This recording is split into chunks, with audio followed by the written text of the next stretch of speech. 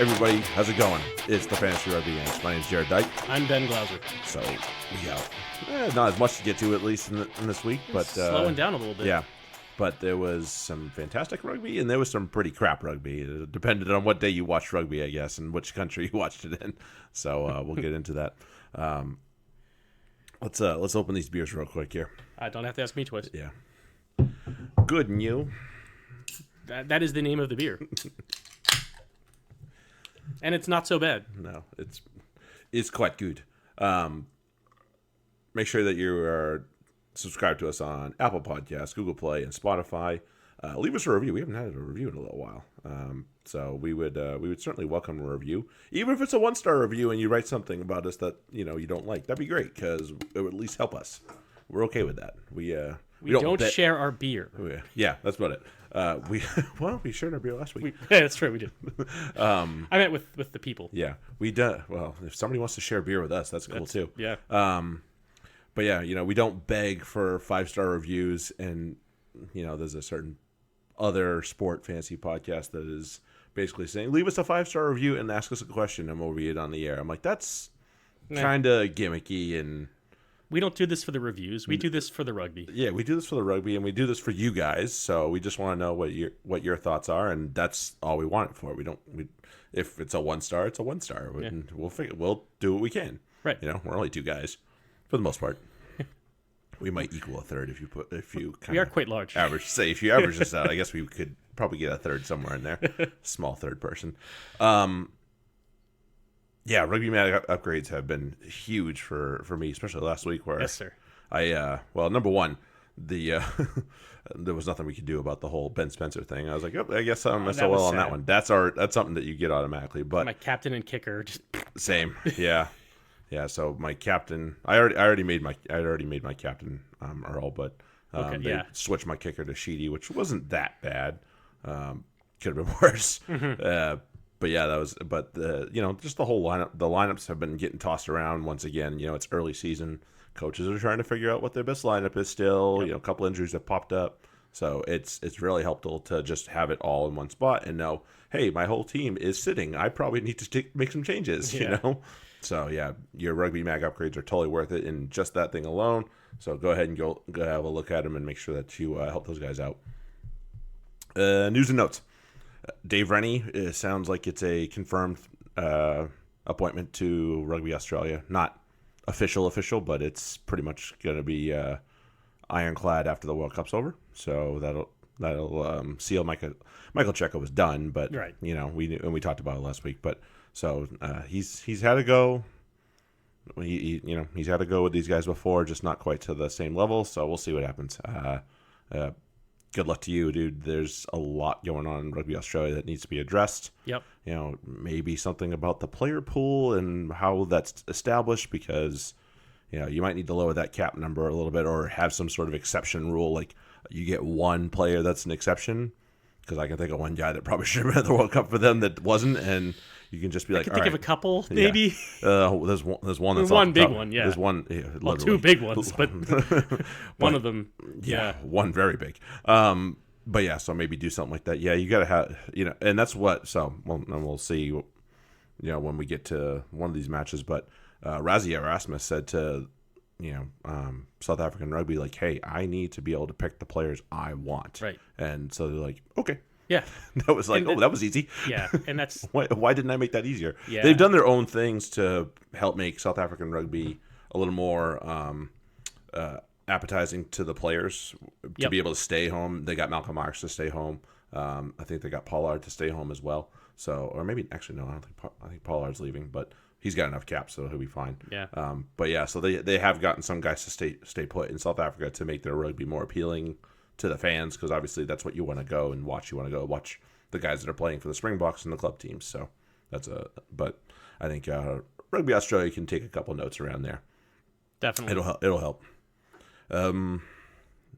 There's other stuff that are news and notes that I want to get into. I guess let's talk about Jerome Garces. How to ruin a final. I mean, like.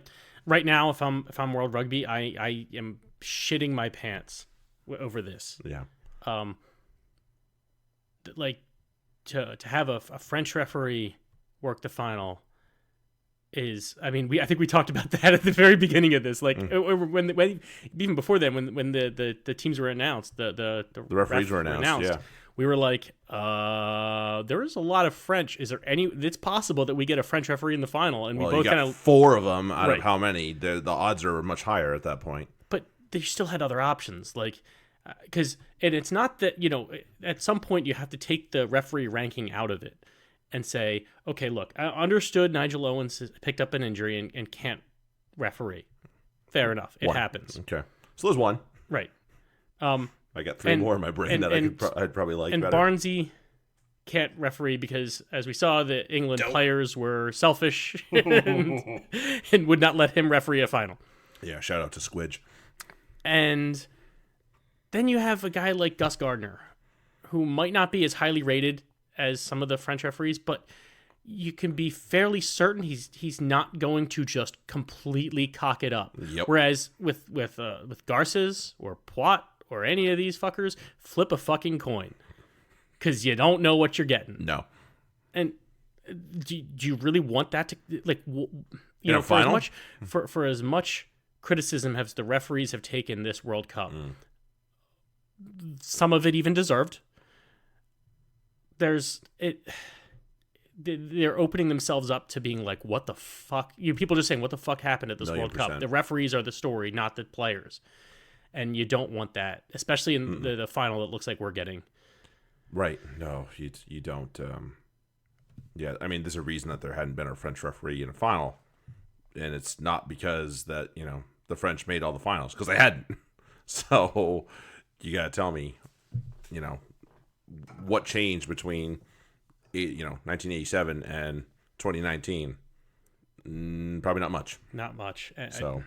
Yeah, that is what it is, unfortunately. I'll say the names that I know. Obviously Nigel, he's hurt, can't do anything well. I would have taken both Australians over this guy, and I would have taken who's the other Australian over? Nick Berry. Oh yeah. And I'd take Ben O'Keefe as well. Yes, I put him on that list as well. So yeah, I mean, without Nigel, are they gonna have fucking Skeen as the TMO? Because might as well, right? Might as well. Oh, we're gonna just completely bottle this thing. You might as well just do it 100% and throw Ben Skeen in there. If you're gonna do this, let's fucking go whole hog. Let's go. Oh, good God! All right, so enough of that. let's talk about the teams that are gonna play in it and how they got there. Hell yes. Holy shit! What a match! What a match, especially by England. But really, it was just a titanic clash that we were really hoping for, and it was the match that everybody deserved when this got, when it was decided this would be these two teams. It was a collision course that everybody saw. They were just like, all right, both these teams are probably going to win their pools each, which is going to put them on the same side of the bracket. Mm-hmm. So the this was going to be a hell of a semifinal, and it was. Yeah. I think it's going to end up being a better match than the final, unfortunately. But that was just like, there's a lot of comparisons between sports when you are, especially in America, they like to talk about, we get to a Super Bowl in the NFL, and it's two heavyweights kind of, feeling each other out, or they're just going toe to toe, like punch for punch, throwing it. And that's, England came out and they said, first off, can we talk about the smirk? Yeah, I mean, because the whole thing with the thing about it is just silly. Like the people that are just like, oh, it's like disrespectful or whatever. I'm like, no, how much? That's confidence right there. That's somebody looking at this and saying, this is your challenge to me. I'm ready for this challenge, and you don't know how ready we are. That's what that smirk said to me. Mm-hmm. It's like, you can do your dance, and it's not disrespectful to say, oh, it's your dance. No, it's do this. Guess what? This isn't going to be decided in the here and now. This is going to be decided in the next 80 minutes. Right. And we got you. And boy, howdy, did they prove that right off the bat. Mm-hmm. And just the for England to come out and do something that so we talk a lot about, or I've talked a lot about Ireland and how they are able to get other teams to play their game. New Zealand, the only way to beat New Zealand is to be better at their game, which is just playing fucking rugby. It's not, oh, we're gonna, pound you. It's not, oh, we're gonna just go, crash, and then and outscore you. Ireland are successful. Yeah, they got up early and then choked them out. That's definitely certainly a tactic to use, but that's not England's style. They were like, all right, then we're gonna play open rugby. We're gonna run to space. We're gonna put the ball in space. See if the Kiwis can defend us. Yep. Make them man up. And shit, did they do a good job? Did they ever? I did see a interesting piece talking about how, because the All Blacks do love to use their decoy runners to get the ball wide, and especially off the ruck, they like to have the decoy runners come in and then skip those guys and go right to the 10. Well, they didn't use those decoy runners enough to make England respect them. So England were just like, screw them. We're just going to fuck off this and go attack your back line where you guys are set up. And that was what they killed the last two opponents with, certainly Ireland at least, was getting that ball wide quick and just getting them to bite on those inside guys. And I don't think England cared. They were just like, listen, if you want freaking Joe Moody to take that ball up, okay, go ahead. Yeah. I'll let Joe Moody run. I don't want Bowden Barrett or Richie Mwanga or any of those guys getting loose. So it was a fantastic match. Guys to point out, and this is not to take anything away from New Zealand. I think people are kind of going over the head. Steve Hansen. I don't know if you saw the press conference with him and Kieran Reid or the comments that were made. He took a bit of a he took a question that was, it might have seemed a little harmless, but because of the terms that were used and the pride that the Kiwis have, it was a bit of a dagger to him, and he didn't like it. Questioning whether or not the Kiwis were hungry enough to win the match. Yeah. I was like, ooh, and that's not something that the Kiwis take lightly. Yeah, no, that's I was, and I do think there's been a lot of a lot of the media have there's a couple articles I've seen that they got one lucky try. They got 3 tries. No, Two tries were called. Oh, the Kiwis. The Kiwis did, and New England. England dominated them. Sorry, I live in New England. I can't help it. England dominated them. I'm like, yeah, they did defensively, but to say that they dominated them and they got one lucky try is absolute shit. Trust me, they earned that try. They did, no doubt. Listen, you don't get down there by mistake. So Jamie George screwed the throw up, but Artie Surveyor was the one that was Johnny on the spot. So good on him. And we talked about the guy wearing the 10 shirt for the team in white. I don't love him, and I don't necessarily think he did amazing, but what he did do is he did not screw it up, and that was the thing. He definitely had to be sure he didn't. And really, everybody else played to attack. He didn't have to. He just had to be there and service and make sure that he made tackles when they came at him, because they were coming at him. Mm-hmm. So and he made the tackles. So I'll give him credit on that. He made the kicks because Farrell was banged up. And so I'll give him credit for that. But, again, he didn't play otherworldly. No, but he stepped up. But he did the things that people didn't think he'd do. Right. So good on him. I still don't love him. And I hope they put Farrell back at 10. They probably won't, because it worked. Yeah. So that's just how it Well, plus against this team, operates. the way this is setting up, and we'll get to it, I think Ford's back at 10. Yeah. But let's talk. Can we talk about the really the 3 young guns for England and the match that they forwards. had. Yeah. I mean, it goes without saying, Maro Itoje, Tom Curry, Sam Underhill, otherworldly. Amazing. One of the things that's amazing to watch with Maro Itoje is, it's a cliche that, big time players make big time plays in big time games, but fuck if he doesn't do that. Think about the 2 finals he just played last year. Yeah. When shit's on the line, Maro's like, you know what? These other, the guy, the finishers, the Tuolagis and the Watsons and Ford and Farrell, they do their job, but the opportunities that Maro Itoje almost by himself gives to them, I'm 7 feet tall, so I'm just gonna reach over this ball and just hold this ball in. Yeah, I saw him do that. I was like, I remember doing that once or twice in my day, but man, they did not do it against the guys these size are this good. Right. So that's a special skill right there by him. And Curry and Underhill, that it wasn't that long ago that we were talking about England and their lack of options at 6 and 7. No, I'm not talking about that anymore. No. and even the guys they left behind. Yeah. And Wilson came on and did a fucking bang up job. Yes, he did. He stole a penalty late too. like these guys that are getting around the park and they're making tackles and they're making key runs and offloads and all that shit. Just hey man, I said that the thing that was going to be key for England was that they had the thumpers to put these guys on their butt, and they had 2 or 3 guys that were definitely putting these guys on their ass. They did. And it was the guys I was thinking of right off the bat when that started it with Underhill and Curry for sure. So I love the 2 kids. Sam Underhill was USA eligible. Did you know that? Don't tell me that. He was also Welsh eligible too, so he was never choosing us. No, I think we've talked about I have a special place in my heart for Sam Underhill, but that's still it's still pretty cool. He got his revenge.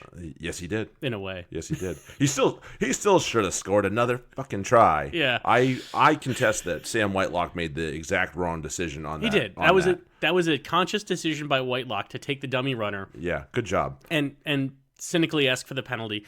And he gave it to him, they eventually reviewed it. They reviewed it, but I think that was a conscious choice. He didn't have to. He wasn't. I disagree with that decision. No, if Sinclair had been a little flatter to the line, I think that would have been play on. So nope. For me, it was not but it doesn't matter. Yeah, it's moot. Nope. England take it home, 19-7. They move on to the final in what was a fantastic game, and Kiwis were all class at the end. I think they said they shared a beer afterwards. Yep. It's all class. Said like the All Blacks coaches came to the England dressing room, and they drank with the coaches, and the England players went to the New Zealand beautiful dressing room, beautiful. And they all drank. What else are you gonna do? God love rugby. Yeah, you got to know that's what's in the cards. One's gonna win, one's gonna lose. Let's all have a beer. Yep, and celebrate rugby. This was both came out ready to play this match. Don't question either side really. Yes, okay. England jumped on them, but they did the exact thing that you're supposed to do and not let up. Yeah, and so good on them. Loads of territory, loads of possession. Ended up winning it for them in the end. Let's look at, the less exciting part of this, but the fantasy side of it. I picked Brodie Retallick a week early. Yeah. 39. Pretty good for him. Savea, obviously a try, but also he was everywhere for them. He was giving his all clearly. Morrow obviously had a man of the match performance, matches his score, 42. Yeah. Pretty good day. Ben Young's again high score, but I'm still not impressed with him, but that's fine. We talked about it. Ben Spencer on his way over to the World Cup because Willie Hines is injured and won't be able to play the final, and this is what happens when you don't bring another freaking 9, Eddie. You need to call one over from England to go to Japan in a week. Yeah, I doubt Spencer sees much of the field. No, he probably won't see much time. And if he has to, then I love Ben Spencer, but just to get thrown into that. Look, if anybody can do it, he can do it. I know, but still, terrifying thought. I thought Laws, he'd box kick a lot better than Youngs would. So, yes, I agree. Has been. Yeah, his box kicks have not been pretty. I thought Laws was a beast for the 55-ish minutes, 60 minutes he was on. Yeah, he blew his gasket completely. He was done. He's just he's like, I'm so tired. Get me off. I'm done. Phrasing. Yeah, so he played pretty well. Yeah, 54 minutes he came off. I was close. So there was so many England performances across the board that you can't really single one. It's hard to single one out in particular, but really good stuff. That's the thing. It was all 15 of them. Well, all 23 of them together to create that performance. Yeah, absolutely. So they had good individual performances, but all of them were together. They're a fucking machine. Yep, it was pretty good stuff, and that is what it takes to beat the guys in the black jerseys. I do love those black jerseys, though. The ones that they have with the fern sewn into them. It's kind of hot. Anybody want to send me one of those? That'd be awesome.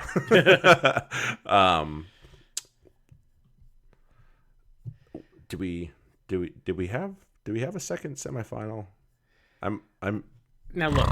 Yeah. Sorry. I think what happened? I think 2 teams played each other, but I don't know if it was a real representation of rugby. But this is what the Springboks have done almost the whole tournament, and it's not been pretty, and they've got it done. So then we go back to the same thing with the Ireland and New Zealand and I guess we call it South African now. They each have their own little ways of doing things, and you're not if you beat them playing their game against them, they'll tip their hat to you. Absolutely. Wales, why you've been so good at playing out open rugby, spinning it wide, using your runners out in space. Why would you play South Africa's game against them? Never. And never. They have it's a box kick. Guys. Hey, it's a box kick. Hey, it's a box kick. The other way, game of kick tennis, anybody? And all they're doing is they're letting their guys get wailed on by the big fucking forwards from South Africa when they catch the ball. And it's like, or they're letting those big fucking forwards from South Africa set up the wall so that the South African backs can catch the ball completely uncontested for the most part. Yeah, they didn't spin the ball wide a whole lot to be honest. Right. To be fair. The one time they did, obviously Dale Ende got over it. He's a unit to stop. So it's the one time he decides I'm going to go forward, obviously it's going to work. Yeah. You know.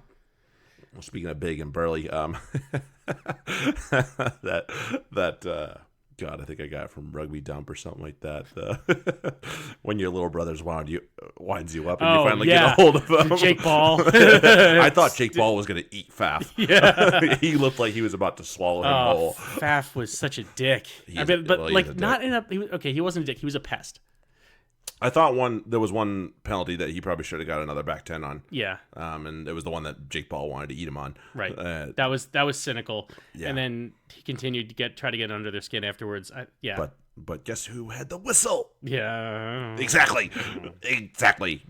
Continuing to make our point from before.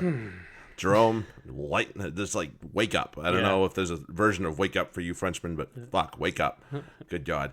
I think they all have the same laissez-faire attitude. So, pretty much. That's how it goes. Unfortunately, Wales played a heck of a tournament to get where they got. I mean, if you told Wales that they'd be playing New Zealand in the last weekend of the World Cup, they probably 6 weeks ago or so they would have been ecstatic until you told them that it was the bronze game. Whoopsie. It changes things a little bit. Yeah, it kind of switches things around. It's a shame to see some of these guys have to go out. I thought Lee Halfpenny did a damn good job of filling in for Liam Williams. Salty old veteran like that, he's got that in him. Mm-hmm. So well done on him. It's a shame to see some of these legends of the game have to bow out in a third place game, such as Kieran Reid, Alan Wynne-Jones, especially those two to be named. Yeah, and there's there'll be a few others that are leaving as well. But just those are the big ones that come to mind right off the top of my brain. This may be Ken Owens' last go around. I would anticipate he's probably going to be captain of the next Wales team that's picked, but I don't think he's got much more left in him. Yeah. So it's again, it's a shame to see World Cup careers come to the end. At least, Ken Owens is 32. If he makes it to the next World Cup, God bless him. He's a reserve. Yep, probably. So it was a competitive game, and it kind of sparked up in the last 20 minutes or so. But really, it was Wales's I thought Wales could have grabbed this by the scruff of the neck, and they just kept playing that stupid game. Yeah, and they let South Africa win, unfortunately. So we have, as you predicted, even way back in early September, the final that you had predicted: South Africa and England. Repeat of 2007. We'll talk about what's going to happen in that. Real quick, fantasy notes. There wasn't a lot to really hang your hat on. Nope. My start of the week wasn't great. Who's Lou DeJager? My start of the week was Smith. Was Aaron Smith, who also didn't do much. But... Yeah. There was no Colby. He dropped. Obviously, he was still too banged up to play. But I don't think anybody scored over 28. Dale Ende scored 28. Scored 28. That was it. So that, I think, is certainly a good indication of what this game was. Yeah. So there you go. Not a lot of open play, not a lot of open meters being gained. Yes, two tough defenses, and yes, that's exactly how both these teams have kind of gotten there. But I think the one that plays a little bit more open probably should have got there, but not always rewarded. But not when you don't play open. No, they didn't. They turtled up a little bit, unfortunately. I mean, you look at the number: 61% possession, 62% territory. Really hard to argue with, that. But at the same time, you didn't use it. No. So, c'est la vie. Okay. It was a wee bit of a soaking weekend in jolly old England because it caused some serious issues with some of the matches. That's for sure. It did. Starting with Friday night. Would you say that Bath may have out Exetered Exeter in some ways? I don't even know what to call that. I mean, they did a pick and go to get there. They only got one try, right? Yeah, I think so. They did do a pick and go to. Both only had one try. Mm-hmm. I think it was just kind of more of a I think Bath played the game. Not so much the out Exeter. It's that's the game you got to play in those kind of conditions. Windy, wet. Yeah, just it's sloppy. Let's. That field looked like it belonged in a park over here. Right. Let's keep it tight. And the scores, fantasy scores, obviously are representative of that. You look at a lot of forwards outside of. I mean, you get there's no. Hogg had 22. Hogg had 22. Outside of the other Maunder had 20. Outside of that, no other back in the game had more than 20. More than 16. Jeez. 17. Sorry, Priestland had 17. But that's it. Everywhere else, the points are all scored in the forwards because that's all they did was right.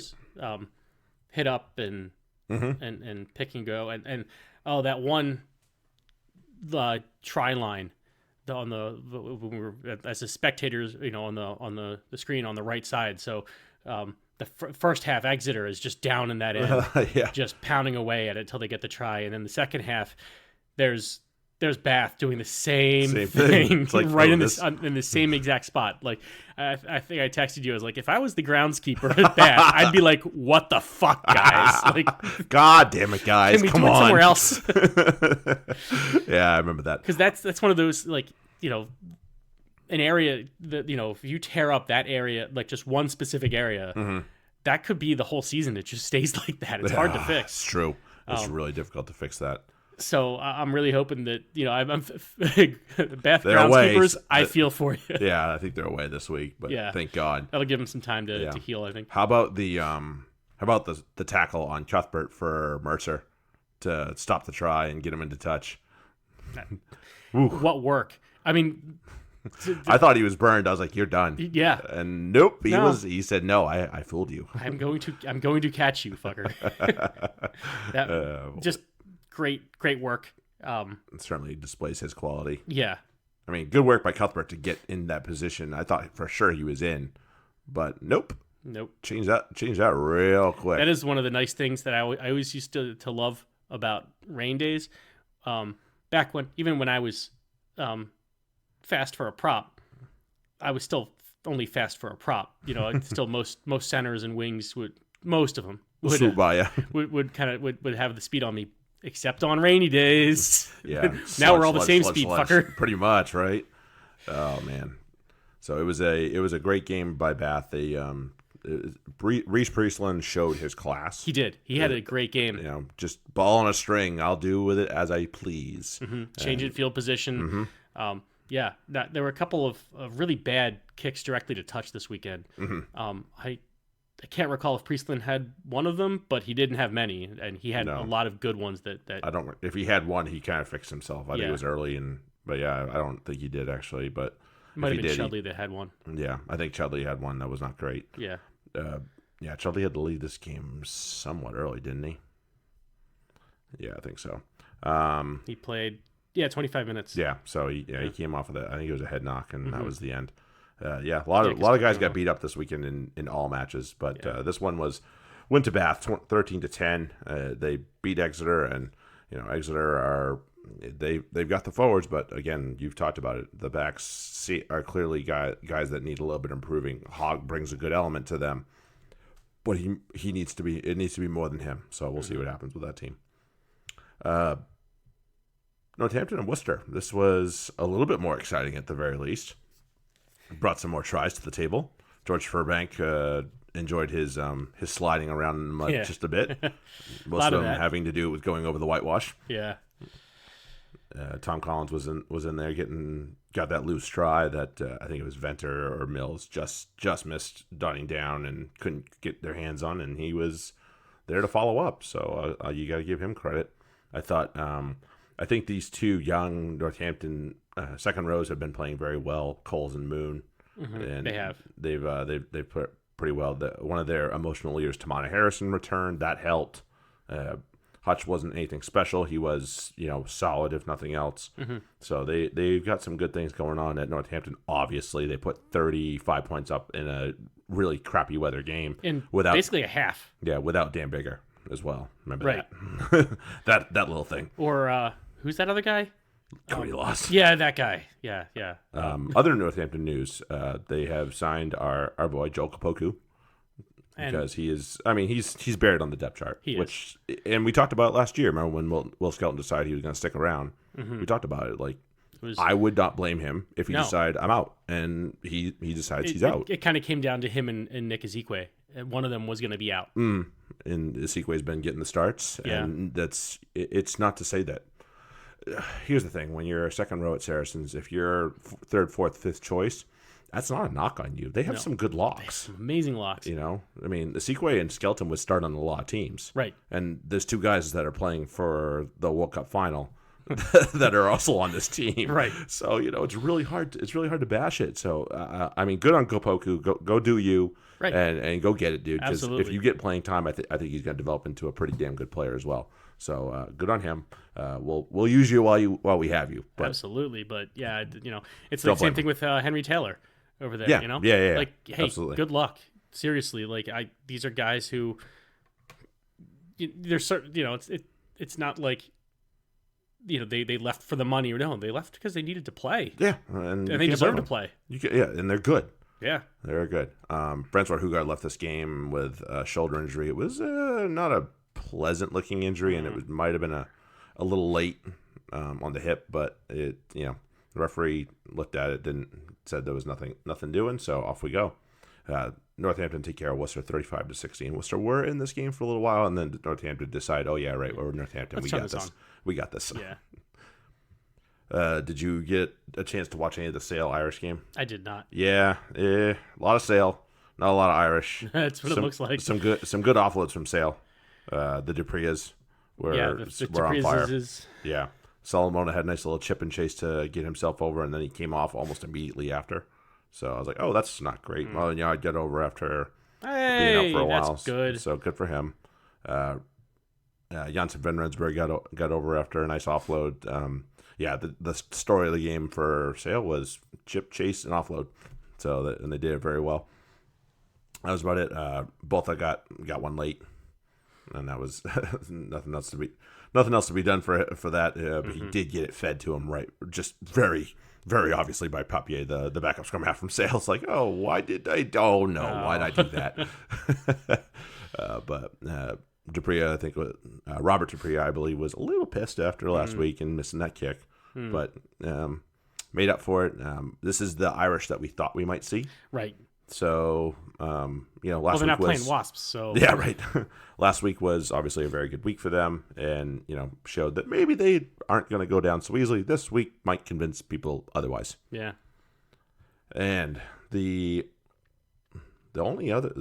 two undefeated teams. Northampton's one, and the other team is Gloucester, and they played a pretty darn good match at home in front of the Kings, in front of the shed. Mm-hmm. It was Joe Simpson had himself a day. He did. And a slide. I was that hell of a slide. Yeah, and maybe a little extra move there that. I mean, there was a fair move, and plus he got a little bit pushed over in the ruck. I think too. Ludlow helped him. Yeah, got a little help from Ludlow. Yeah. And yeah, I mean that was a hell of a match in basically a puddle. Yeah, it was a puddle. It pretty much was. Did you see Ollie Thorley just absolutely shunt Fekitoa? Yes. Oh. Nope. You're not tackling me, and then not only that, but just asked him. Yeah. Oh yeah. Yeah. He just tossed him. I was like, oh, that was Thorley, and that was Fekitoa. Yeah. That's not a nobody, okay? Right. Even they were saying that the announcers were like, someone might be mad about being here and not in England and in Japan. Yeah, I understand that completely. I mean, he got hurt, which sucks. It was a real, if you get hurt in April, May, it's like the worst time to get hurt if you're an England player, especially, or anybody in the Northern Hemisphere, because that's when they're looking at selections. Right. So it's like, shit. So you got to feel for the kid. But what a slippery pill in this game. Like, guys just running. Like, even Thorley had one where he's just running in open field and just squirts out of his hand. Yeah, like, whoa, get back here. How does that, and these, that doesn't happen. That doesn't just happen. These guys are professionals, and they're good about it. They're not, they might lose the ball in contact every so often, but the old not bugger just was a bar soap. Yeah, that was It's been a while since I've seen a ball that slippery. Yeah, I did think I was pretty sure that Fekitoa was going to off somebody when he got his card, and I was like, that's kind of shitty. He's lucky that punch didn't land in the face. Right. Oh yeah, I thought it did. To be honest, I thought tell. That was a very cheeky. Like, I thought he came under. Who was it? Ackerman. I think so. I thought he came like under his chest and kind of caught him on the chin there. I couldn't tell. But I couldn't tell, and obviously it was referee. It was a very like that. The only reason is that because of how that all played out. I mean, if he just got punched in the side or like just the little forearm in the side or upper arm in the side, I don't think Ackerman would have reacted that way. And if you looked at his head, he kind of like. Yeah. Bounced back and all. So might be a good point. I thought that there was a little bit of a cheeky, kind of little right hook there that you couldn't quite see. And, hey, I think that's what Fekitoa saw was, I can get away with this. And, no, you can't. He didn't quite get away with it. They scored. Gloucester was able to put up a good chunk of points when he was in the bin, wasn't he? Silpwaga scored a penalty, and no, maybe not. No, I thought it was fairly even. Yeah, nope. Looks like, but at the same time, it takes the energy out of your team too. So there's also that. The first Marshall try I thought was all Jason Woodward, Jason Woodward, all Woodward. Just showed his quality and just like, all right, I'm going to put pressure on you, and if you bite, I'm getting rid of this, and if you don't, well, then I get a try. Right. So let's see what happens. And good on him to just force the decision. And well done.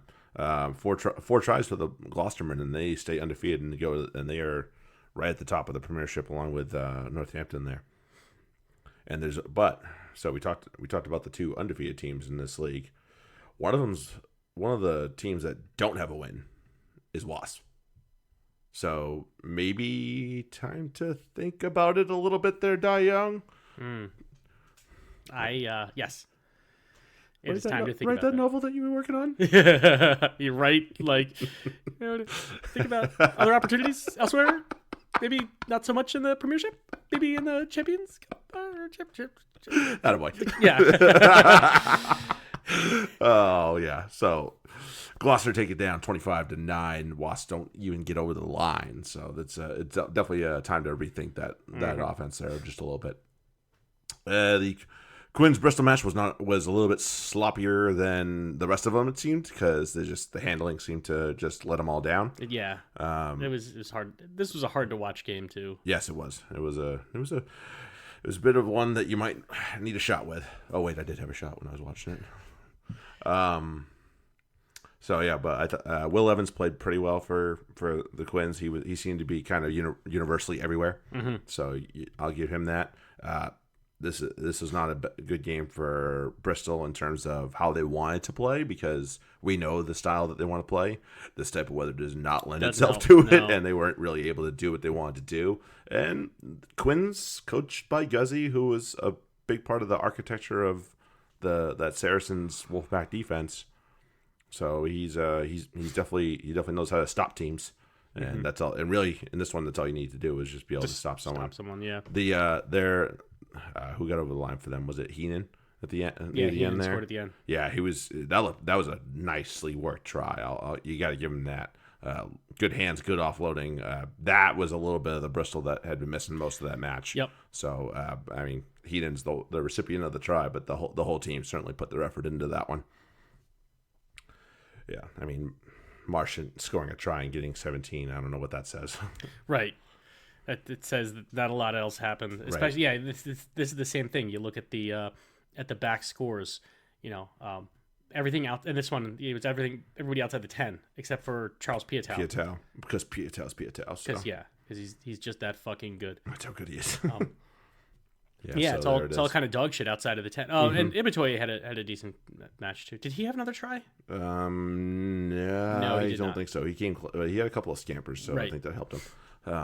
Yeah. So yeah, this game was boring as fuck right up until the last 15 minutes, and then all of a sudden it was like, oh wait, okay, now it's tight, it's late. Let's just start trying shit and see what happens. Yeah. Yep. I agree. Yeah, because then you had two Nathan tries. Hughes' yellow card was not helpful. Yeah. Obviously, you lose a player, but then you lose a player of Nathan Hughes' quality. Dope. Yeah. So Quins take it down 22-17. Bristol are, they're not done. Obviously. Oh no. This was just not a game that was something that was going to help their playing style. I appreciate what Pat Lam wants to do. So I still like the team. I still like the team to do some things this year. This is just one of those games that you really can't do a whole lot about because he knows it's wet in England. He played here last year and the year before. So he knows it's wet in England. Aware. That this past weekend was gross. Yeah. So there's a big difference.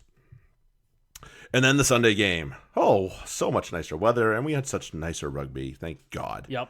So it was good stuff. Saracens and the Tigers, of course, Saracens being Ben and I's team, and Leicester being Ben's absolutely 100% arch nemesis. And really, I had nemesis is a harsh word because nemesis are usually equal to or better than, and make you better. This is more of just I can't fucking stand. Fair enough. Fair enough. Yeah, I mean, it was nice to see the Sarries youngsters and the Wigglesworth to Vunipola connection. Very old against very young. 16 years. I don't know how many days. Wiggles coached him, and when he was in school, like, good God. Right. This is and Wigglesworth helped him through some stuff. I think Vunipola had a bad pass that ended up did he get intercepted for a try? Tom Stone, yeah. I think that was Thompson's try. Yeah, it's growing pains, but yep. It's kind of good for to get that kind of shit out against a team like Leicester, where you're going to outclass them, even with your best over in Japan, especially with their best over in Japan. Yeah, what is definitely their best, right? And really, their only almost over in Japan. This was never really going to work out well in Leicester's favor, even though they're at home. Yeah, they did lose Will Spencer early. They also lost Eastman, which is not a loss. No, and Harry Wells did come in and play pretty well. But Will Spencer is a pretty good player in his own right, so that obviously didn't help. You're the guy that was your sit of the week. Did try his ass off to do everything possible, Guy Thompson. But man, there's only so much you can do sometimes when you're just getting overpowered.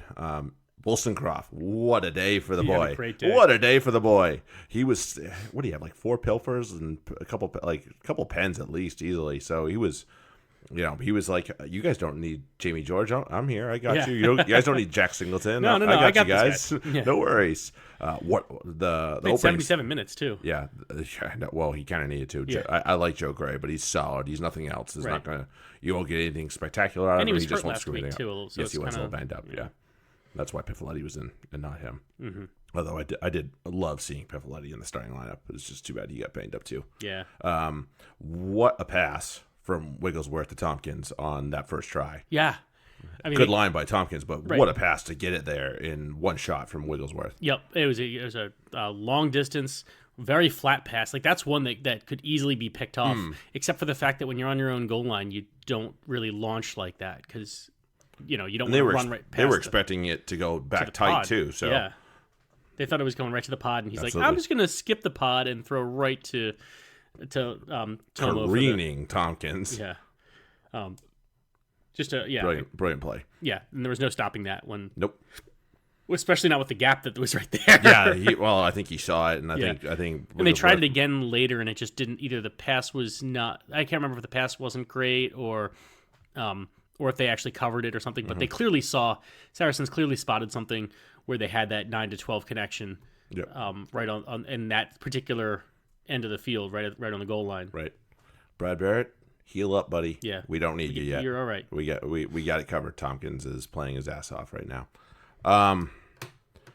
Do we need to talk about the elephant in the room also though? A Ben Earl sized elephant in the room. I don't know what rocket found his way up his ass, but holy shit, this year he has been. Yeah, the last couple of games for sure. Yeah, I mean, he showed flashes of this in the past. He has. But just flashes. And he's put together 2 really good games. Really good, complete games. Yep. And he's obviously very fast for a guy that wears a 7 shirt. Right. You know, I don't remember who I saw tweet it, but like, where do you fit him into an England back row? Because good God, they have so much right now. Right. That's the problem. You know, that again, there's that depth. Because Ben, come play for the Free Jacks. We'll get you eligible for the U.S. and you can play that way. Seriously. Done. Problem solved. But yeah, I mean, the only problem with that is he has, you know, it's not like the not like the Kapoku thing. There's really nobody in front of him. You know, I'm assuming that when, you know, the national team players come back, you'll see. I'm guessing their back row. I'm sorry, will be Jackson Ray at 6, Vunipola at 8, and Earl at 7. It's hard to say otherwise. Right. You know, especially the way he's playing. I mean, right now it's. So here's the thing: you got to find a way to get Skelton, Itoje, and Cruz all in the same team, and you probably want them all in the same lineup if you can at times. So if you, certainly, you know, we saw it work last year for the Saracens in both their finals. So it's a good problem to have. Right, it's a good problem to have. And at that point, and he's given us a good problem to have. And at that point, I'm looking at maybe Itoje at 6, and Jax can sit, and when come Skelton off the bench. Yep. or Cruz have to come off, then Itoje will slide into the locks, and Ray will slide into 6. But yeah, you have all sorts of options there, and when guys need a rest, they'll have more than enough players to get through it. No, it's definitely a fact. He I mean, he was Johnny on the spot for a second try to chase down, and I thought that was a fair call. I know people didn't like it. You know, Maitland was just trying to put his knee up to make sure he didn't get smashed. Yeah. And he got his hands to the ball, so it's hard to say he didn't have rights to the ball. Right. So I'd say that argument becomes moot. And I don't remember who the hell he freaking shipped, but just like noped somebody and then took the gap. And I was like, he's got the speed to finish this. It wasn't that long, and it wasn't that far to the try zone. It about was 22. Yeah, he was just outside the 22 when he started to run. So yeah, and you're not like no. For him, he's got the speed. You're not gonna catch him. Did somebody make him the start of the week? I don't know. I don't pay attention. Some asshole. Some asshole did. I wasn't paying attention. Yeah. Yeah. 50, and your captain 59. Right. Woo! Fucking A. Nicely done. I mean, if I'm gonna pick somebody as my start of the week, I might as well just go balls in and just do it. And yeah. You know. So I made him my captain, and 118 points later, it's not looking too bad. Saracens do win 24-10 on the actual scoring note, and they obviously have found a way to at least somewhat right the ship before the boys come back from England. I would anticipate that they won't get him back for another 2 weeks until Europe. So because they'll play this weekend. Well, they got the Irish. The Sarries have the Irish this weekend. So once again, they can play this squad at home. Not. And if the Irish they're playing at Allianz as well. Yeah, right. So that's also that. And then the next weekend they play Gloucester, which is that's going to be a tough. That'll be a tough one. Yeah. Yeah, and if it's at King's Home, I'm not back. I'm not really. It is. So it's one of those. They might just write off and say, "Look, if we can sneak one out of here with our."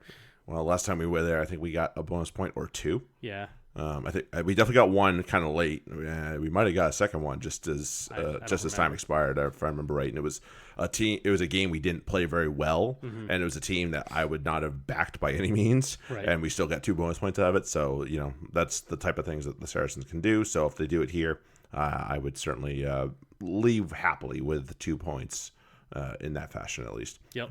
Certainly from King's Home, where they're definitely a pain in the ass. Okay. Let's go through some top players real quick in your fantasy, and then we'll do start sit and pick them. We'll get out of here. And we got some things to help you with your teams as well. Don't forget that. Janssen van Rensburg was top both center as the center or midfield or whatever in either format. The top scoring props this week, all from Bath. That tells you that match right there. Obano, Boyce, and Stewart, 27, 24, 23. Wow. Yeah, exactly. That's what I was like. Is this right? Do we have this right? Okay. Stewart. Yeah, right. Stewart.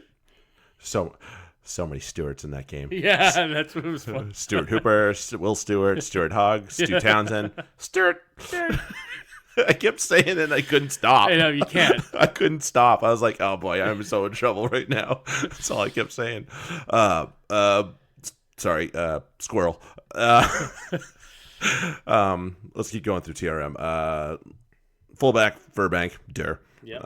Dupree, a fly half, and he was he both? No, he was second in FRD. Marcus Smith was first in FRD. Flanker, 2 guesses. Earl, both formats, loose forward and flanker. Hooker, Wollstonecroft. 8-man was Sam Simmons, another guy that you've been pumping. Joe Simpson in both formats, 42 and 22. Not bad. Yeah, not bad.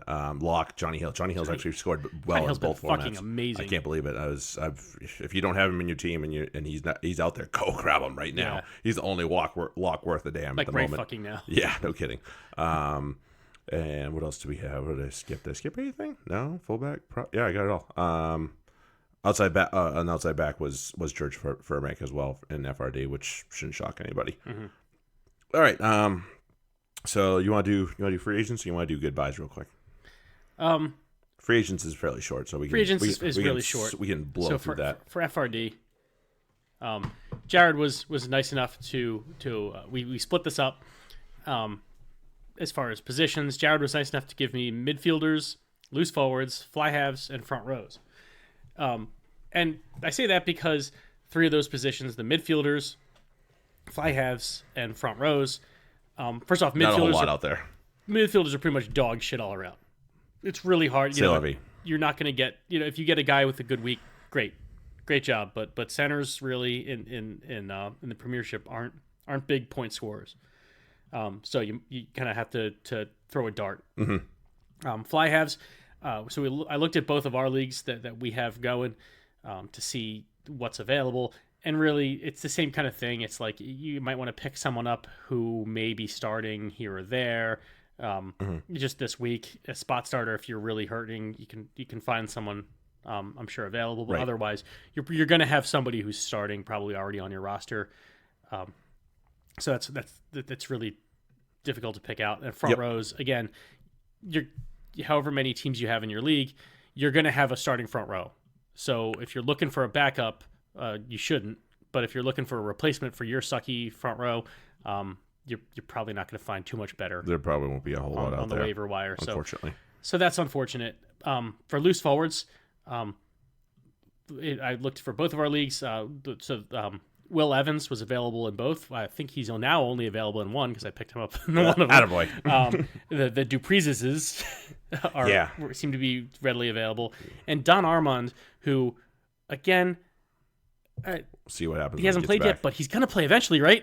I would assume as much. So I'm like, I think I would want to... again, we're not sure about the injury situation there because I'm kind of... There's been a couple guys who just haven't gotten the time that you'd imagine, like even a Dom Brand who is on the bench. But yeah, it's amazing that he's on the bench. I don't understand it. What do you have to do to get Dom Brand in the team? Right. Good God. I mean, you'd think like he kind of this happened with him last year too. Until he proved himself, and then it was like, all right, well, we can't keep him off the field. Yep. What do you make him do it again? Like he even got the capped this past year, right? And played really fucking well for England. Why? Hey, you know what? I'm not going to question. Yeah. But yeah, there's a couple guys that I would look into any of those for the Will Evans, Dupreeses, Armand. If there's somebody you might want to stow just for when he finally does play because he'll do very well. Pellegrini might be out there. He's a guy you might want to look into. Yeah, if he didn't get picked in your draft, go get him right now. Right. So I got the so I'll do outside backs, locks, and halfbacks. Believe me, locks was hard. So Botha is there. Mm-hmm. So for the next, and I looked at like matchups for the next couple of weeks there, and looked at like teams are going to play at least one, if not two, of the bottom three, in terms of points against for locks. Botha is there for the Irish, and also Tuisui, their 8-man, is a lock on FRD. So that's something to consider. Think of like Tyler Ardron. Obviously, Tuisui is probably not quite as good as Tyler Ardron, but think of Tyler Ardron from the Chiefs last year, and when he played 8-man, I think he played 8-man about 5 or 6 times for the Chiefs and did really well. So, and to get that type of production from a lock is like, it's, the heavens open up for that one. So go get him, and then Grubler if you need to fill in for the next couple weeks while Mustert's still away. definitely grab him up. Halfbacks, the Cook-Chudley combination is probably worth your look right now, especially with Chudley on the mend. Cook's probably available. He's got a couple of matchups that are looking pretty good for him in terms of bottom three. Simpson, if you don't have him yet, go get him. Steele we'll see what happens with him from the Irish. If you need a scrum half, his matchups are not bad the next few weeks, so maybe look at that. I think Phipps is coming in soon, so it'll be a fill in. It's not gonna be something that's gonna be permanent. Just keep that in mind. And then the more exciting of the three positions I have, Kibarigi for outside backs. Kibarigi is definitely somebody that should be on a team. The kid's performing pretty well. I know he played a crap game this past weekend. It was crap weather, if you didn't notice, so that probably didn't help him. Cuthbert is definitely another one to keep an eye on for Exeter. He's probably the only one of the few guys that can get it done in the back line for them, and also the matchups that he has coming up, they're looking pretty favorable for him. And then look at the Sale wingers, Yard and Ashton, when he's ready to go, because both of those guys have some decent matchups as well, and I would expect them to be ready to go. Salamona came off this past weekend, so Yard might be the guy. So keep that in mind. And then, so for your TRM teams, the goodbyes. Goodbye. So I was doing this by team. I had a couple for. So where are my Saints? Mm-hmm. Look at Grayson. He's 185K. He's certainly going to be playing for a little bit. Mm-hmm. And they like him. Yeah, he's got at least a few more weeks here. Right.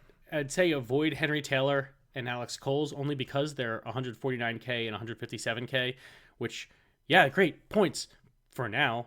Until the guys come back. The guys that are replacing are coming back. It's really hard to justify cutting someone and only getting about 150K back. It's not. Mm-hmm. There's no value there. Did you whack Alex Good?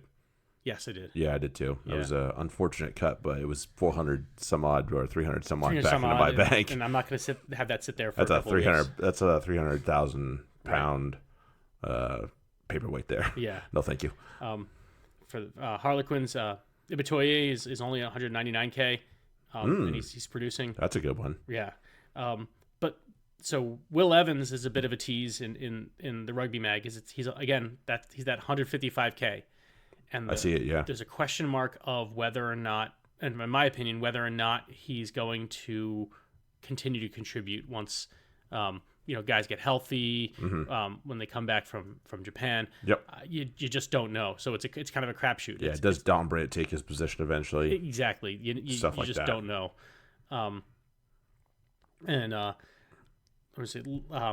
With then Leicester, their one good buy as far as I can tell is the scrum half Ben White. Yep. Because he's 158K, and even when Youngs comes back, he's going to contribute. He's not, Youngs isn't going to play.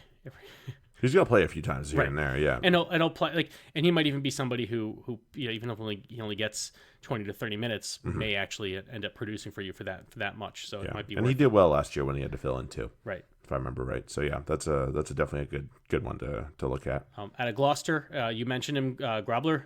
Yep. He's a lock. He's only 199K. Right. There's really only 3 locks for Gloucester. Yeah, that you can probably reasonably.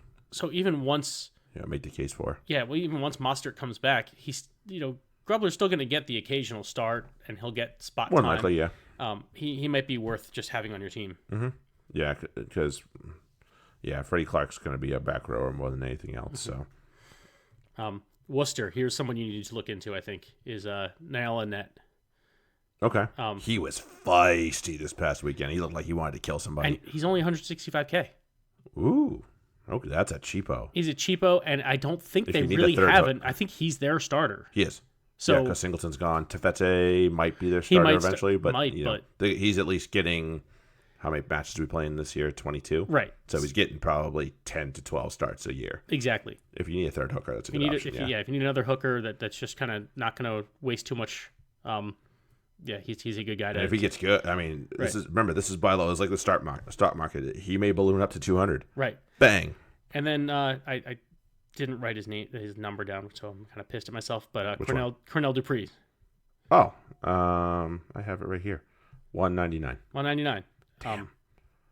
Good value there. For Exeter, Tom O'Flaherty at 211 is a potential guy. Holy crap! He could potentially score you some points, especially once the big boys come back. A little space will open up for him. And then Jacques Vermeulen, who has the versatility of the lock and flanker at 190K. Wow. He's a guy who I think will likely continue to play. Absolutely. And continue to produce. Yeah, I mean, he's keeping Makabesic out of the team right now, so that's pretty right. That's pretty good. Just last time I checked. So I'll fill in the blanks for you here.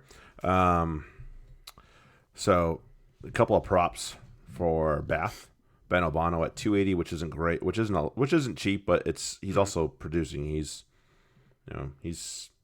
one of the lowest pounds per point guys on the team. He's 6 pounds per point, not too bad, especially for a prop. You got to consider the really expensive ones that aren't producing and or are away, and the cheap ones, they're cheap, but they ain't producing shit. So Obano's averaging 23 points a game right now, which is pretty good for a prop.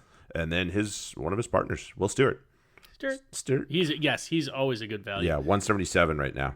So I will sign up for that all day long. Yeah. The only reason I kept so my criteria for my signings were they had to be under 10% owned. Oh, I like that. So nice. all those guys that I listed were under, they're about 200 and they're under 10%. So Obano and Stewart just missed out because they're at that 15 and 14% ownership. Not bad. It's still pretty good. Jump on them before a lot of people get wind of it, eh? Yeah. So and then for the Bristolians, there's a lot of good buys on this team. Really, I'm going to point one out that you said, Prothero, especially with Loyo out. He's out for probably at least a couple months, I think, or a month at least.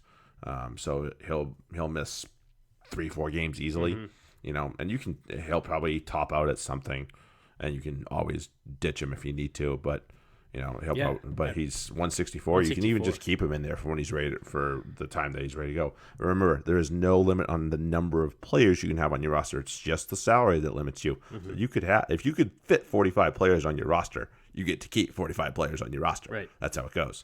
I think I ended last year with like 39 or something like that. I think that was I had a lot of guys. I was amazed at how many guys I was able to keep. Prothero for a wing. He's got a little bit of versatility on top of that.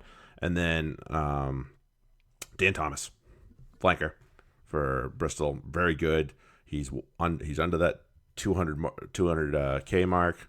He's averaging about 15 points a game, which is solid. He against the teams that are weaker against flanker, he's going to put in a good day for you. So when those days come up, he's going to be worth having in you, and he's not that expensive. So definitely somebody to look at. Irish has obviously a few good buys. George Knott is one of them, although when Adam Coleman rocks in, I don't know if it's going to be him or Botha. So that remains to be seen. We'll see what happens. A guy I never thought I'd say anything that nice about, Blair Cowan. Pretty cheap, scoring on an average of 32 right now. So he's 233, not bad. I think he's got a little versatility on top of that. So definitely somebody to investigate in there. Sale, where do I start? Van der Merwe, pick a Dupree, they're all fairly low end, 187 to 234. That's where they're ranging right now, those four, the big South Africans. And I don't see how you get any of them off the field as well, even when they get healthy and get everybody back. Right. So they'll bank on that happening. So there you go with that. We talked about him already for the Saracens, Ben Earl. He's 238, but he's that last game obviously ballooned his average, but he's had 2 good games. Right. At this point, he's got to be on your team. He's got it. So I'm working out ways to get him on my squad for this week. And another one, 2 other guys that I want to say, Nick Tompkins and Ralph Adams-Hale. If Adams Hale gets starts, he's actually done pretty well. He has. So you got to give him that credit. And then Tompkins is filling in for Brad Barrett until Brad Barrett's healthy. So, and honestly, I hope he finds ways to not get off the field. I hope he finds a way for McCall to just give the finger to McCall and say, no, I'm not coming off. One of the cool things that we get with this upgrade is it does give you, and I honestly don't remember if it happens without it, but it gives you points per 80. I don't know if that happened without it, so I like that. So I'm going to say that's just with the upgrade with TRM. And I think it was like Ralph Adams-Hale has the highest by far points per 80 of any player in the Premiership. Attaboy. It was huge. It was some ridiculous amount. So obviously he needs to get more time. Yes, very much so. And then Wasps, I want to note a couple things about Wasps, and we'll do starter sit and go pick them. Vailanu, I said his name when we talk about drafts in the Prem preview, which was, by the way, thank you guys for making that our most downloaded episode ever. Yay! Thank you very much. You guys clearly like the Premiership, maybe a little too much, but that's okay. Vailanu is 170, and he's averaging 26 right now. That's not bad. So that's pretty good. Kibrigi is 163, and he is going to play a lot for this team, and he's probably going to find opportunities to score. So keep him in mind, and then dial it back to FRD. James Gaskell is actually a loose forward in FRD, so that really turns me off of him even more. I thought he was a lock, and I was like, well, James Gaskell, where is he on this lock list? And I was like, why isn't he? Oh, shit, he's a loose forward. Yeah. He's played pretty well in terms of fantasy, but that's... In terms of loose forwards, there's 20 others I'd rather have besides him. So, yeah. I'll stop saying so yeah sometime in the next 10 years, I promise. Okay, start or sit. Actually, I get to go first because I have the third place game. Womp womp. I flipped a coin. Actually, better words. My wife flipped a coin. I told Ben to call it, and he won. So, so he gets to do the final. So I'll do the third place game. Obviously, this is before we know anybody's sitting or starting or anything like that. But I'll give you the best advice I possibly can with the knowledge I have. For the Welsh, start the big man Alan Wynn. These. If I'm starting these guys, they're highly-ish owned, and the points against favor them to do at least okay, if not good, because you have a limited selection at this point. You're going to have to pick what you got. So start Alan Wynne-Jones, Tipperick, and Moriarty. I don't think anybody owns Wainwright anymore. If they do, okay, fine. But yeah, those are the two that I'm looking at right now. Josh Adams, again, he still scored 20 in a really bad game. So I think you can probably back him. Should be in. And you got to realize, there's not really anything to play for. But how many times do you get the opportunity to play New Zealand? Oh, very few. These guys are going to rock the fuck up. Right. So, it's definitely. I would not hestate to play players in this match over players in the final. Yeah, no, you're using your brain here. You're not, I picked my starts and sits of the week are all from the final, but right, you have to use your brain with the rest of your team because you're not going to be able to pick everybody from the final. They're a little leaky at center. The only one I would pick though is Jonathan Davies because he's got a little bit more ability than Parks. Ross Moriarty as a number 8, I'd take him as well. The sits, unfortunately, Halfpenny is just not a position that you can start right now.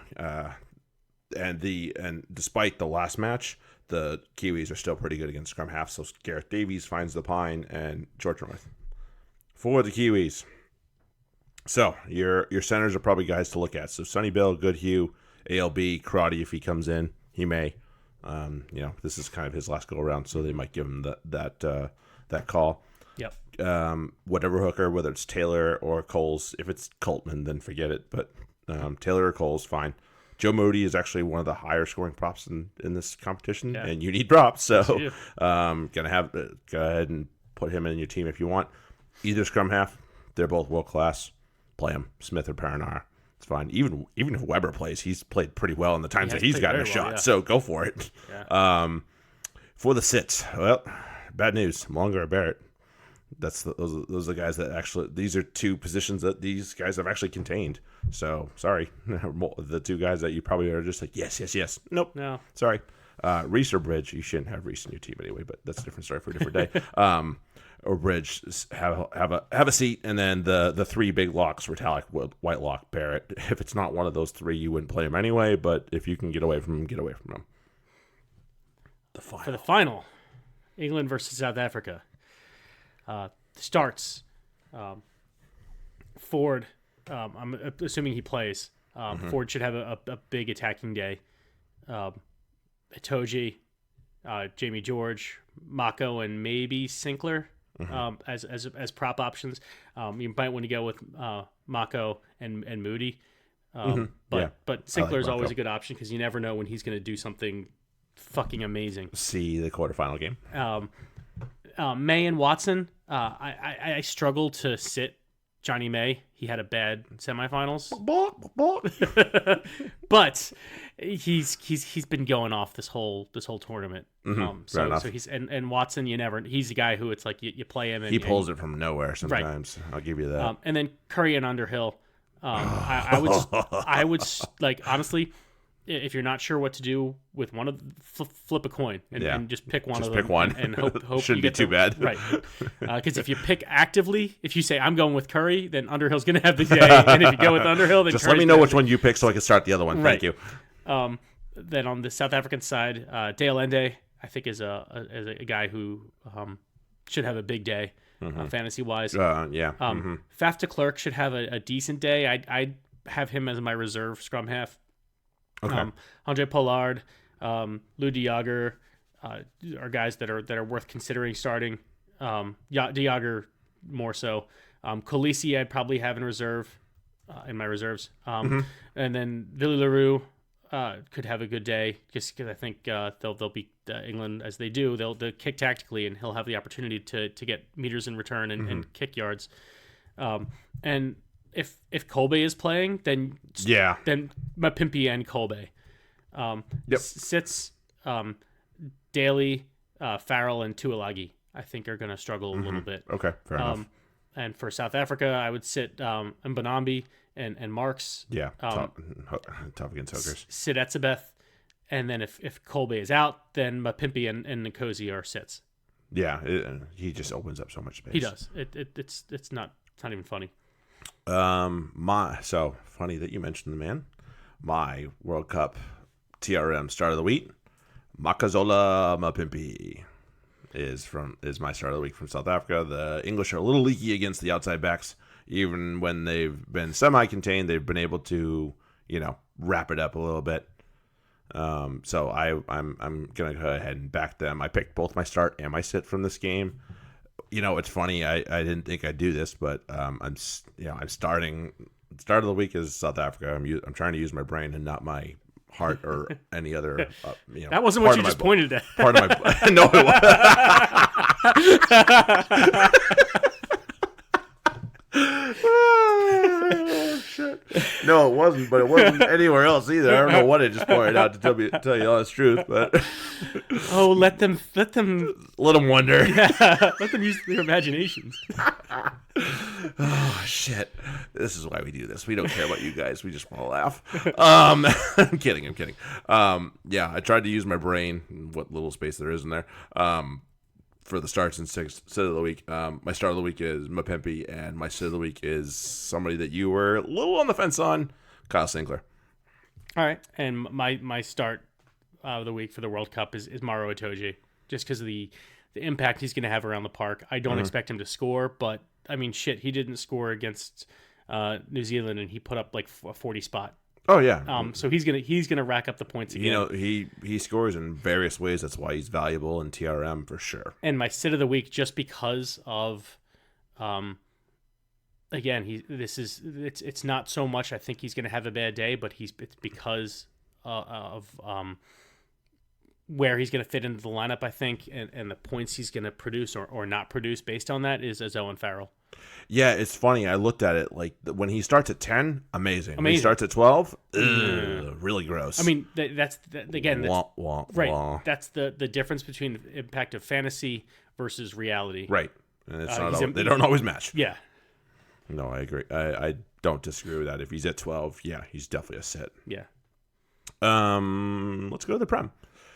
So I believe I have the first match, Bristol and Sale. Yes. Okay. So there's a lot of funny things that happen with this match. Some variations, some of the formats players are good in. Some of the formats teams are really bad against. So it's like this was a really weird anomaly in this case, especially where it's both these teams that are decent in some formats but really garbage in others. So it's like, wow, I can't believe I've got this much contrast between the two formats in this one match alone.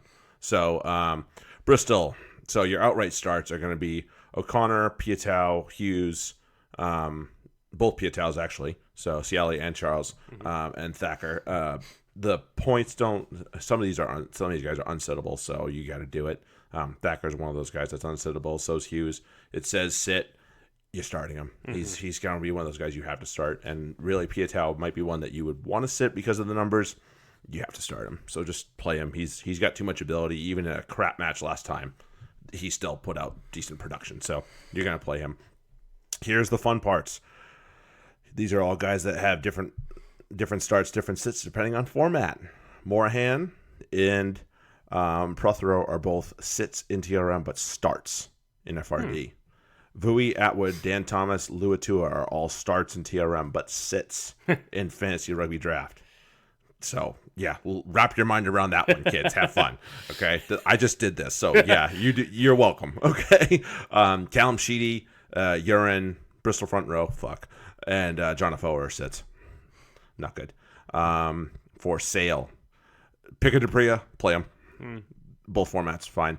John Ross is a start in TRM. I don't know how valuable he is in FRD. Doesn't seem to translate. So that's the only problem. If he is one of your loose forwards, start him. Don't expect much. Okay, I don't have a reason to sit him, but other than the fact unless that he gets over the line, it's not gonna... unless he finds a way to produce. Unfortunately, Akker van der Merwe is a start in TRM for sure, and Rensburg after that last game and what he's been doing. If he starts, fucking put him in there, man. Again, we have some variation in the two formats here. Mm-hmm. So everybody I'm about to list is a sit in TRM, but it's probably a start in FRD, if not for the opposition or because of what they can do, what they generally do, and or the availability of players. Sam and Luke James, McGuigan, Ashton, Yard, Solomona, Hammersley, all sits in TRM, but you're probably going to start them in FRD. And then everybody else that are outright sits: Ross Harrison, Sale front row, Wilgriff John, and Will Cliff. Saints versus Quins. I'm just going to go through this pretty quick.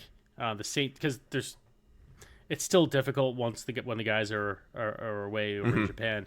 But the starts, Grayson is a kind of a must start at this point. Taylor and Furbank, if you've got them, again, they're kind of tough to sit. Yeah, right. They're tough to sit, but they're also tough to own in TRM if you can justify it. Right. For the sits, I would say Collins and Nairavoro and Hutchinson, because Quins have shut down centers and wings. So there you go. And for Nairavoro, that means you put him in your reserves instead of starting him. But you don't just take him completely out of your team. In FRD, obviously, you just start him anyway, and you kind of hope for the best. Hope for the best, yeah. For the Quins, you start Ibitoye, Marcus Smith, Dom Brandt. I'm assuming he's going to get on the yeah, if he gets on the field eventually. And then Lendejo, if you've got him. There you go, yeah. The sits are, even though I just picked him up in FRD, but Will Evans and Rob Shaw. If you're stuck, it's one of those things. Yeah, Saints have done pretty well against flankers this season so far. The first two games. So, I would look to give them a sit. Yep. Wasps and Bath. Marcus Watson, if he doesn't go to the World Cup. Also, good on sale for. Let's just backtrack that. Good on sale for sending Ben Curry to the World Cup to see his brother play. I applaud that. I hope Wasps can manage to do the same with Marcus Watson, because family deserves to be there. It doesn't matter what they're doing for an occupation. They deserve to be there. This is a moment that is never going to be repeated, probably. So right. they deserve to be there. Back to it. Squirrel. Marcus Watson, if he's there, start him. This is the back three, basically. Start him, Bassett, Kibarigi. Back rowers for the Wasps as well. So Bailanu, Carr, Shields. If it's Thomas Young, play him if he's happened to be back. Yeah. Tommy Taylor's probably a start. I don't know about Cruz, but go ahead with that. This is an area that is going to be tough for you to sit. Guys like Sopawaga, but you got to. Fekitoa actually hasn't done shit. So this is a wait-and-see moment now for me with him and DeYoung as well. Sit them both. The only thing about that is you might have to start Liam Sopawaga in FRD because you might be stuck. Yeah. But if you can get away from him, do it. Bath. Automatic starts that are out the wazoo, like not really out the wazoo, but guys that just like are no-brainers. Mercer and Rakanduguni should be guys that you're starting probably because of what they can do on the field. Start them in both formats. Obano, start in TRM. Ewells, again, like we talked about with locks, any FRD lock with a pulse, play him, and then play him in TRM. Roberts is a start in TRM if you have him. He's kind of expensive for a guy that plays every other match, but if he's in there, play him and you have him. FRD, if you can get away from him, do it.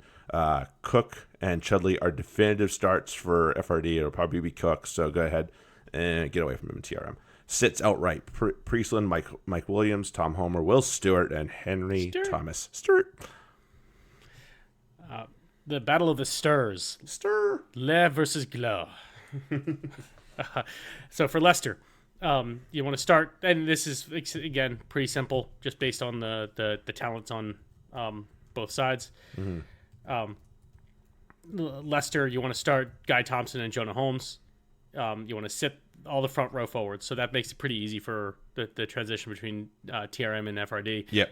If you got a Leicester front row, or you have the Leicester front row, fucking park them. For Gloucester, you got to start Joe Simpson at this point. Marais, if Pellegri or Morgan is playing, start either or both. And for the sits, and this is gonna really make me sad because I have them. Again, the front row. Gloucester. Yeah. But really, that's all about the props, who have not been having a great season. No. And again, Leicester have been doing a pretty decent job against props. So it's amazing. I don't know what I'm gonna have to do with my front row, but I might just play him anyway and hope for the best. Yep, Godspeed. The Saracens against the Irish. Automatic start, obviously, Ben Earl. Lewington and Maitland are both starts this week. Barrington and Lemon Satelli are both starts this week, as well as Wollstonecroft. So if you have any of them, go ahead. Saracens front row, I mean, if I'm naming basically their starting front row, you can probably feel good about starting them. So here's the thing. Jackson Ray, start him in TRM if you feel comfortable with it and you have him because he's versatile. He is worth it. You can probably get away from him in FRD. The other way around would be Matt Gallagher is the Irish are okay against outright fullbacks, which Matt Gallagher is. Mm-hmm. But if you have him, I can't blame you for starting him. No, you'd start him, yeah. So outside back as well, if he's one of yours, start him. Hard to get away from Asikwe and Skelton, even if the numbers say don't, but really the names say yes. So it's really tough. For the Irish, he hasn't had a great start, but I still believe in him. Curtis Rona, go for it. The second rows, Knott and Botha, go for it. Ollie Hoskins, the prop. Saracens are traditionally not good against props, which is weird. So go ahead and start the Irish front row if you happen to pick them up. And then sits big name, Blair Cowan, and then Voldemort. Sit him. Yeah. On to the Leicester versus another Tur. Worcester versus Exeter. Mm-hmm. Worcester, assuming he's healthy, Hugard has got to start. Hoping he's healthy, man. I'm hoping he's healthy. Exeter have kind of been they've allowed some points against nines, so that's why I'm singling him out because he's a player you would never take out otherwise anyway. But he's a guy who should have a big day. And then Annette, the Niall Annette that we talked about before, and the Worcester front row for FRD. Mm-hmm. Cornell Dupree at 8, and Bresler at lock. Is a maybe. He's a guy you should be looking for. Okay. For Exeter, Sam Simmons. Yeah. Auto start. Auto start. I shouldn't even have to mention it, but at the same time, fucking, he should have a big day. Yep. For the sits, Worcester, Kitchener has kind of been slow to pick shit up, and he's not scoring points. Let's put it that way. Not like he did last year. Yep. And sit Duncan Weir in this match. He's having a rough go. And Exeter are good against fly halves. Also true. And then for Exeter's, your sits are that center combination: Witten, Hendrickson, Hill, whatever they got. Fucking pine it. The centers aren't scoring for Exeter, and centers aren't scoring against Worcester. So yeah, Nope. Have a bum. Have a seat on your bum. Start of the week. Mine. Nick Tompkins from the Saracens. Centers are leaky for the Irish, and Nick Tompkins is obviously off to a hot start in both formats. Go ahead. And you said to start him, but I'm saying he's my sit of the week. Marcus Smith. Okay. Bath are tying up fly halves the last couple weeks. So, and granted, they haven't played anybody otherworldly, although I think Sheedy's pretty good, but he didn't score that well in a game where they scored a fuckload of points. So, that kind of says a lot to me. I know Joe Simmons isn't a fantasy machine, but so I think this is something that you can probably dial down the expectations on Marcus Smith, and if you can get away from him, pine him. So for my start of the week, I'm going to do it only because he was my sit of the week last week. So it's going to be Guy Thompson. I think Leicester are going to rely on their forwards against Gloucester. And Guy could have a pretty big week because there's not many other options. Yeah, that's true. And then my sit of the week, just because he's somebody who, if you own him, you're starting him every week, and except this week, and that's Duncan Weir. Oh, yeah. It's too bad. It's a good player usually. Yeah. All right. Pick him, and then we can get out of here, although we're going to spend a little bit of time on this, so bear with us, kids, I promise. Yeah, we're almost done. I promise. But, yeah, I mean, bear with us. We'll talk about the third place game. Bear with us? It's kind of a crapshoot because of who knows who's going to start, and, you're going to get guys that get nod-offs like Matt Todd, and, obviously Alan Wynn's going to get his goodbye as well as Lee Halfpenny, so. Sonny Bill. Yeah, Sonny Bill. So it's going to be kind of a crapshoot about who plays and all that stuff. Right. In terms of depth, I'm back in the Kiwis. So. Oh yeah, I mean the Wales. I mean Wales came into that semifinal banged up, and then they only got worse. George North went off. Yeah, he did way early. Or no, he went off at half. Someone else went off early. I can't remember who. Yeah, I as much as I would love to see Wales take this, I think the Kiwis are going to be. Even the one, their reserves are going to have a big fucking chip on their shoulder, and especially their reserves who want to show that they still got it. Yeah, I think that New Zealand in 2023, the world still has something to fear. Yep. Okay. The final. The one negative about it, refereed by a Frenchman, but everything else should be pretty good. Oh man, I'm reversing course. Yeah. I had when we started this, I had this. You mentioned I had this as the final, and I had South Africa winning it. I'm going with England. There's just they're playing unbelievable rugby, and that's really I think that what's going to make the difference is there's certain aspects of the game that South Africa has the advantages, but in the open field and open play. And just their ability to use the ball at any width. They can run the short hard ball if they want to, the short crash ball, or they could spin it wide and burn you out. It's pretty terrifying. And also, but maintain possession. England, I think, are just going to do what they did to New Zealand, except South Africa just aren't as good as New Zealand playing rugby like that. No, I agree. I believe England will be able to rock up. Hopefully they've recovered. That's the key at this point for them is recovery. So hopefully they've recovered, and they will be okay to really put this thing home for them, and they will lift their first Webb Ellis Trophy since 2003. Hopefully they won't need a fucking drop goal to do it. Yeah. All right, to the Prem. Slightly less exciting. Bristol Sale Friday night. 2 Friday night matches. Oh, that's fun. Bristol and Sale. So with last season, Gloucester emerged as my side piece. I feel like Bristol are slowly becoming that. Are kind of overtaking them in that respect. I still have respect for Gloucester, but man, I love what Bristol are doing. At the same time, I have to start acknowledging that's what a monster they're building with Sale. And I think they take this one, Sale. Okay. I'll back the boys that are going to be at home at Ashton Gate and pick the Bears. Bears. Saints at Franklin's Gardens hosting Guzzy and the Quins. I got Saints. Yeah, same. Yeah, Franklin Gardens is not some place they're going to lose. Right. That's really what it comes down to. I would take. Although I might take the Saints on the road here. I think they're definitely going to win at home. Yeah, they play some exciting stuff, so I'll give it to them. I'll back the team that plays a little more attacking. Hopefully the weather's a tiny bit better. Even just a tiny bit better. Saturday, Wasps and Bath at the Rico. Who's going to... This is a tough one. No, it's not that tough. That's the problem. I think Bath are going to snot the fuck out of them. Jeez Louise. Yeah, Bath are a slightly better form, so I guess I got to give it to them. Leicester, Gloucester, don't just shut up, you. I know where you're going. I'll back the Cherry and Whites as well. Yeah. And again, just be quiet over there. I'll take the Saracens at home. I will too. Irish did not look good last time out. Saracens looked a lot better, so I'm going to back the Irish looked good when they were playing Wasps. Yikes. Look out, Wasps. You could be in trouble. Yeah. Worcester and Exeter, despite that fact that Worcester's at home. This is a Sunday game. It's not a Friday night game, so nobody's going to be nearly as pissed drunk as the Bath fans were on Friday night last week, so I'm going to go ahead and take the Chiefs.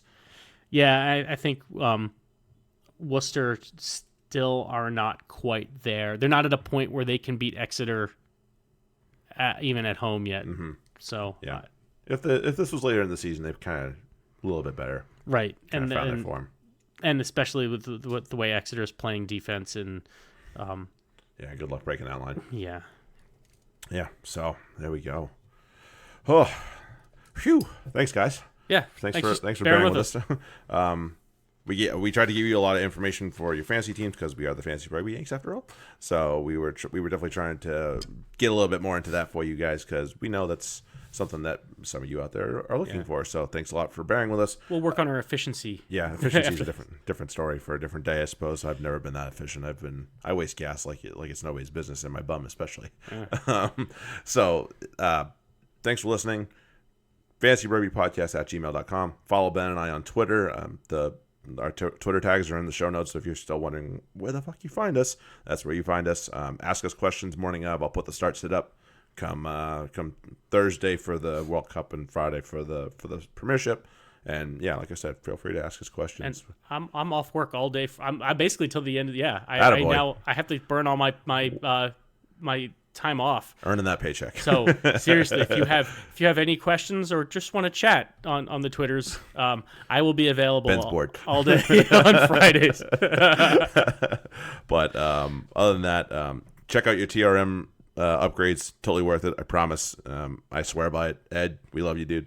Thanks, Ed. Other than that, check us out next week. We'll be back and enjoy the rugby. Enjoy the final. Please don't screw up too bad, Jerome Garces. Please. Thanks a lot, everybody. Have a good one. See ya. Cheers.